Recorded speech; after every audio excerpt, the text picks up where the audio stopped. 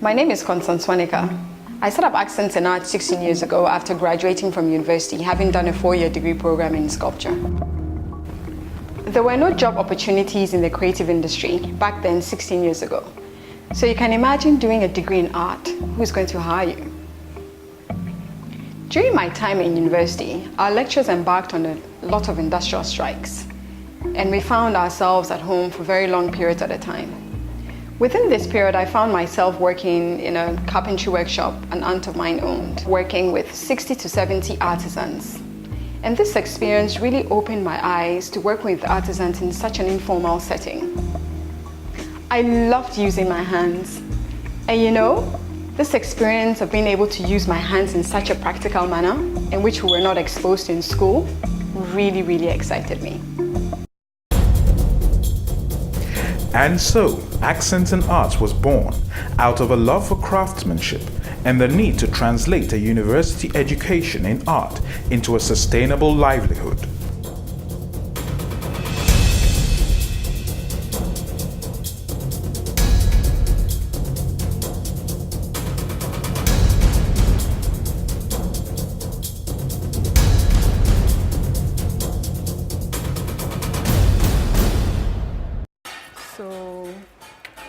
Constance had taken a leap and bridged a gap that many graduates find as they enter the world of work. With the growth of the middle class and expansion in the construction industry came a need for high-end homes and finishing.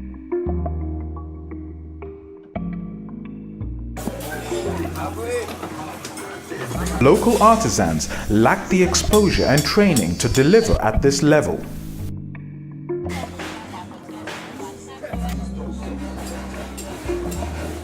In the past, somebody would go through apprenticeship for a long time before passing out and working on their own.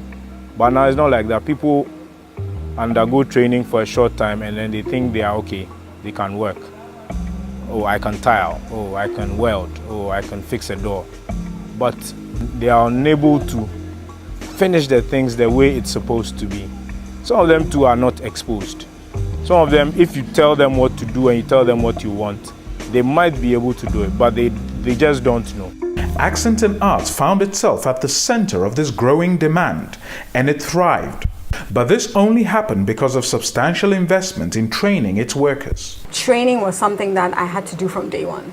Most of the time, I'm actually on the floor working with them, working alongside them, going on site. So teaching was something that just naturally came with the job.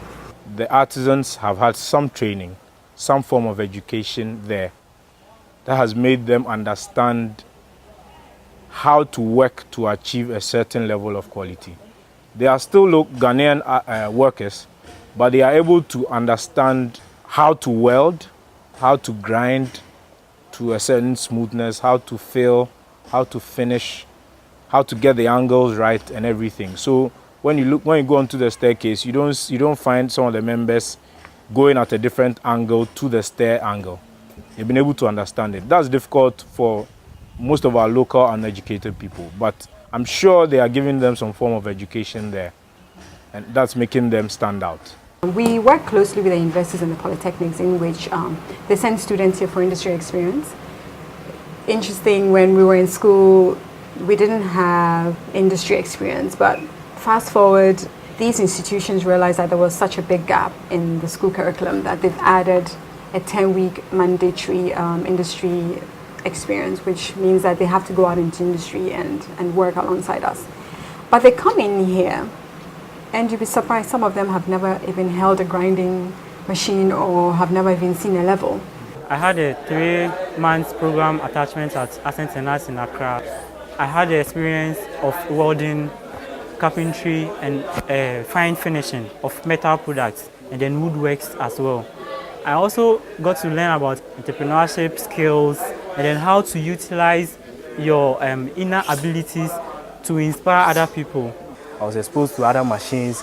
Back here on campus, we just improvise. Sometimes we have to use certain tools for certain jobs which are not much like the best way, but then we have to improvise because there are no more tools here. And then at Accent and Art, you have the good environment to work, the proper tools to use. If you consider the large numbers of students that we churn out every year, as compared to the number that actually go into the practice of art, then you can see that we are not doing that well. We have graduates who do not have the skills and the competencies to practice exactly what it is that they have been trained for. And so somehow, if their heart is still in that area, then they would have to make up. They would have to go to someone who is in the field, who is doing well, then to get this aspect of the training that they didn't get. The institutionalization of creativity explains why certain societies are able to productively organize creativity to solve their most pressing problems and achieve progress. In Africa at the moment, the creative industry is one of the fastest growing amongst industries, and I see the potential in the creative industry. Accent and Arts has recognized the need to institutionalize its brand of creative endeavor and contribute to equipping artists, providing skills training to the tertiary and vocational education sector. We introduced the Art and Design Institute, a privately owned technical institute established in 2012, but now ready to expand its role in providing industry-focused education. So the Art and Design Institute basically will focus on a big part on product design, health and safety, entrepreneurship, factory practice, and then we hope to expand into teaching core subjects. Right now what we have is that we have an ICT engineering lab, we have a training room, and of course students have access to the whole factory. So we have the fabrication department, we have the finishing and spraying, and then we have the carpentry unit. They will work alongside our artisans. They will go onto sites, major projects that we're working on. We find that they learn quicker that way when you give them actual work that we're doing and they're working with our artisans. The pace at which they learn is faster. And so as we formalize the Art and Design Institute, it's our hope that eventually we grow into a diploma awarding institution to a degree level up to PhD. So it will be the first privately owned technical institution of international standards. Well, it's high time we start partnering with private institutions such as what we've initiated. If we're going to truly look at the employment situation in Ghana, not just in Ghana, but in Africa, government alone cannot do everything. And so if we've taken this bold initiative, the right thing to do is to set up and to support us and give us the necessary support that we need, to make this happen. 20 years from now, I want to walk on a 20 to 30 acre campus. I see students that have come through here. I see major projects that have been awarded to Ghanaians because we have the right technical skills. I want to see bridges that are being built because you know that it was designed by a Ghanaian. An unleashing of ideas. That is what I want to see, and that is the legacy I want to leave behind.